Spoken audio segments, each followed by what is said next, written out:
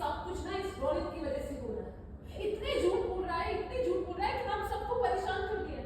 देखो आपकी भी हालत पैन मार लो ना। ऑर्डर। हाँ आपका लाइफ से ले लो।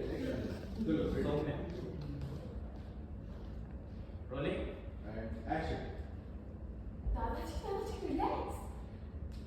ये सब ना इस रोनित की वजह से हुआ। जब से आया है झूठ पे झूठ बोले जा रहा है और हम सबको परेशान कर दिया है। देखो आपकी भी हालत कैसी हो गई। हम तो सिर्फ इसका कचरा साफ कर रहे थे। सौम्या चुप कर।